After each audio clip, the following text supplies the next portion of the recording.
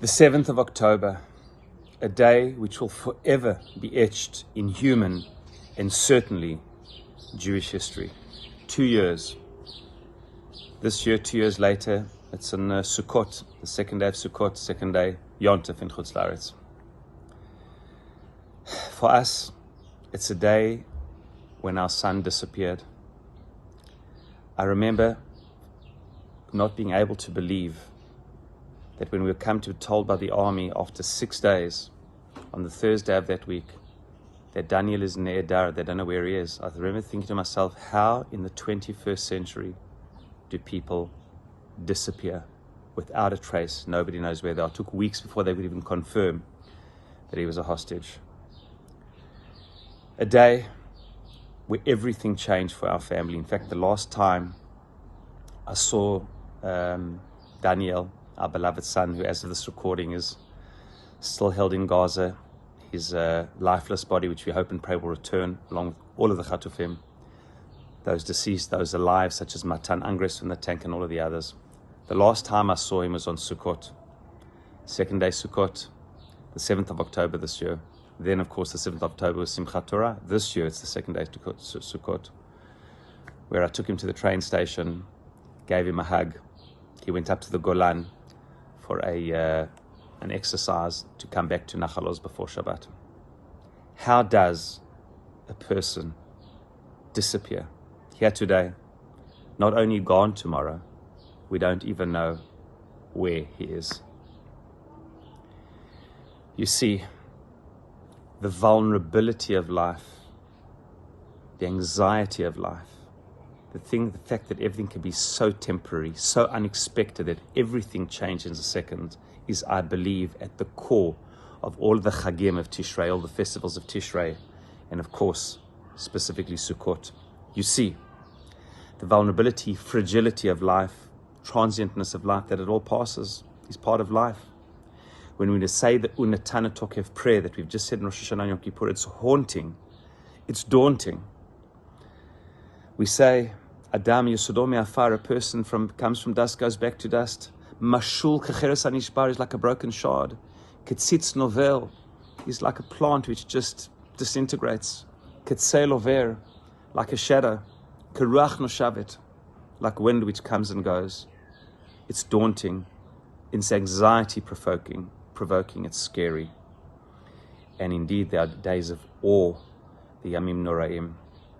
We are unhinged and uneasy when we can come to terms of the vulnerability of life. But you see, on Sukkot, that very same vulnerability we celebrate. You see, when we can accept certain things in life, that they are just the way they are.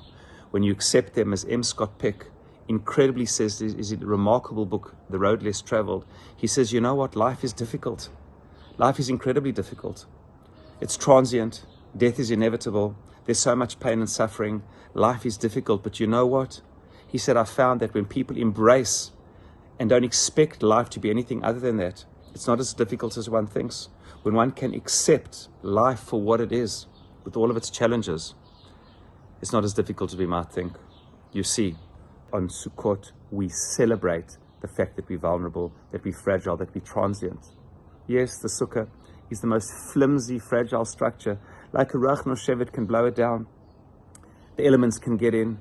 It is the most impermanent of structures. Yet our sages call it, yes, it's like a shadow which passes, but it's tzila de mehamnuta. It's the shadow of faith.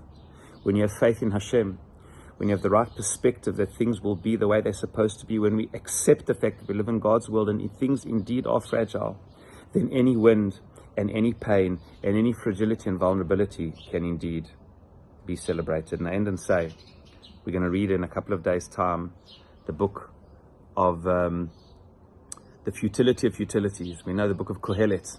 Hevel havalim akol hevel, we say. Shlomo HaMelech almost 40 times said life is vain, it's hevel, it's futile. But you see, that's not the accurate translation of the word hevel. It can also mean that, but it more often than not means something totally different. Adam la hevel damas, isn't it? A person is considered like a breath. Hevel havalim akol hevel, says the book of Kohelet, everything is transient. It's like a breath that passes. And therefore it seems vain and futile, but it's not. when we accept that life is hevel, it's transient, we don't have all the chips, we don't control all of the outcomes, but we always, no matter what, whether we can control the elements which we can't, only God does, we can always control the faith we have, how we respond to it, to accept, embrace with all its challenges, the vulnerability and challenges of life, and not to be frightened by it. Yes, we live in God's world, and in God's world anything can change. But when we live in God's world with faith and belief in our inability and our resilience to weather any storm, and we expect life to be just what it is, and embrace it as it comes along, there's Rat Hashem. Not only is it something not to be frightened of, it's something we should celebrate. Chag Sameach, 7th of October, should be the day. There's Rat Hashem very soon. Every single one of our hostages is returned. The evil of Hamas is vanquished. Our soldiers should be safe, and we all live in a much better and safer world for 5786.